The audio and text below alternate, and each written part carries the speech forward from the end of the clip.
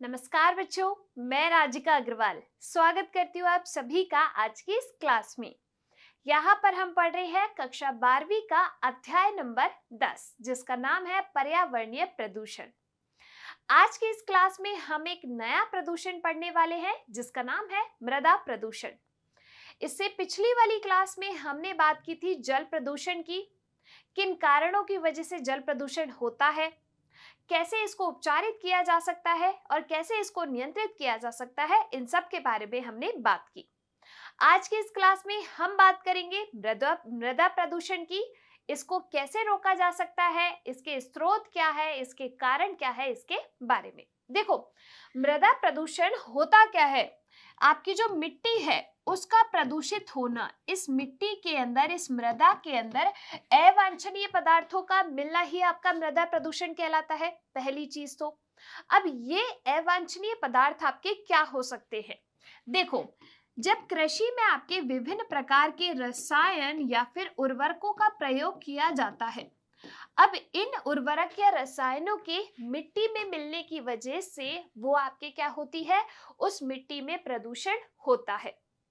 दूसरा, अगर हम बात करें कि आपके जो अम्लीय वर्षा होती है, एसिड रेन, अम्लीय वर्षा जो होती है उसकी वजह से भी आपकी जो मृदा है वो क्या होती है, प्रदूषित होती है। अगर हम बात करें कि जो आपकी प्लास्टिक की चीजें हैं, प्लास्टिक जो है, जैसे कि मान लीजिए आपके पॉलिथीन है, आपने देखा होगा कि अगर किसी प्लास्टिक की चीज को या पॉलिथीन को आप जमीन के अंदर गाड़ देते हैं तो कई सालों बाद भी वो एज इट इज निकल के आती है। तो वो क्या करती है, हमारी मिट्टी को प्रदूषित करती है। तो ये कुछ कारण हैं जिनकी वजह से आपकी मृदा क्या होती है, प्रदूषित होती है। अब इसको कैसे नियंत्रित किया जा सकता है, इसके बारे में अपन यहाँ पर देखेंगे। देखो, मृदा प्रदूषण यानी कि सॉइल पॉल्यूशन मृदा की गुणवत्ता और इसकी उर्वरक शक्ति को प्रतिकूल रूप से प्रभावित करने वाले, यानी कि इसकी उर्वरक क्षमता जो है वो क्या हो जाती है, कम हो जाती है। इसकी गुणवत्ता क्या हो जाती है, कम हो जाती है। किसी भी पदार्थ का भूमि में मिलना क्या कहलाता है, आपका मृदा प्रदूषण यानी कि सॉइल पॉल्यूशन कहलाता है। प्लास्टिक हो गया, कपड़ा, गिलास, धातु, जैव पदार्थ, सीवेज गाद, निर्माण का मलबा, ऐसा कोई भी ठोस कूड़ा जो कि घरों या व्यवसाय और औद्योगिक संस्थानों से निकलता है, इससे आपके क्या होता है, मृदा प्रदूषण में क्या होती है, वृद्धि होती है। तो प्रदूषित करने वाले जो कारक है, चाहे हम बात करें वायु प्रदूषण की, चाहे बात करें ध्वनि प्रदूषण, चाहे बात करें हम जल प्रदूषण की, तो इनके कारकों का हम पता कैसे लगा सकते हैं? केवल जो आप गतिविधियां कर रहे हैं उन्हीं पर ध्यान दे के पता लगा लो कि इसकी वजह से क्या हो रहा है। अगर आपने बहुत तेज वॉल्यूम में टीवी चला रखा है, यानी कि आप ध्वनि प्रदूषण कर रहे हो। आप कूड़ा करकट यूं ही फेंक दे रहे हो, यानी कि आप इससे जल प्रदूषण भी कर रहे हो और इससे आप मृदा प्रदूषण भी कर रहे हो। आप अगर स्मोकिंग कर रहे हैं तो उसकी वजह से आप वायु प्रदूषण भी कर रहे हो। आप गाड़ी चला रहे हो, उसकी वजह से भी वायु प्रदूषण हो रहा है। तो आप अपनी गतिविधियों पर ध्यान दो और उसी से आपको पता चल जाएगा कि प्रदूषण कौन सा हो रहा है और किस वजह से हो रहा है। क्लियर?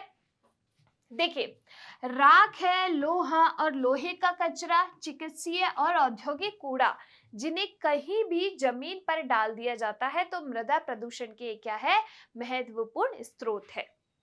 उर्वरक और कीटनाशक जो खेती में प्रयोग किए जाते हैं, अब किसान लोग तो क्या करते हैं, फसलों की जो उत्पादन है उसको बढ़ाने के लिए, यहाँ पर फसलों को कीड़ों से बचाने के लिए कीटनाशियों का, पीड़कनाशियों का प्रयोग करते हैं।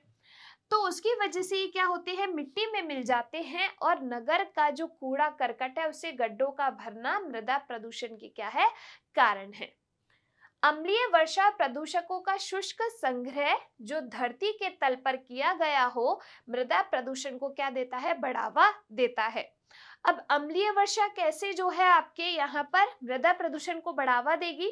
तो देखो, आपके जो नाइट्रोजन के ऑक्साइड है, सल्फर के ऑक्साइड है, वो गए ऊपर, और वहां पर जलवाष्प के साथ मिक्स हुए और आपके सल्फ्यूरिक अम्ल और नाइट्रिक अम्ल बना लिए और वही आपके क्या हो गया, नीचे धरती पर आ गए वर्षा जल के साथ मिक्स होकर। अब उसका जो पीएच है वो कम है, पीएच कम होने की वजह से वो अम्लीय प्रकृति की है और वही पानी आपके धरती पर पड़ गया और वो मिट्टी में मिक्स हो गया, जिसकी वजह से आपका क्या हो गया, जो मृदा है वो अम्लीय हो गई और वो आपके प्रदूषित हो गई। क्लियर? चलिए आगे देखिए मृदा प्रदूषण के स्रोत। अब इन स्रोतों की अगर अपन बात करें तो सबसे पहले बात करते हैं प्लास्टिक थैलियों की। क्यों जो है वो प्लास्टिक पॉलिथीन्स पे बैन किया गया? क्योंकि ये जो प्लास्टिक है वो हमारी प्रकृति को बहुत ज्यादा नुकसान पहुंचाती है। ये अजैव निम्नीकरणीय स्रोत है। अजैव निम्नीकरणीय का मतलब है जिसका विघटन नहीं होता, वो प्रकृति के अंदर सालों साल यूं ही बनी रहती है। तो कम घनत्व वाली पॉलीथीन से प्लास्टिक थैलियां बनती हैं। अब ये जो प्लास्टिक है वो एक अजैव निम्नीकरणीय पदार्थ है, यानी कि जिसका विघटन नहीं होगा और प्लास्टिक के कूड़े के ढेर के साथ जलने पर अत्यधिक विषालु और जहरीली गैसें निकलती हैं।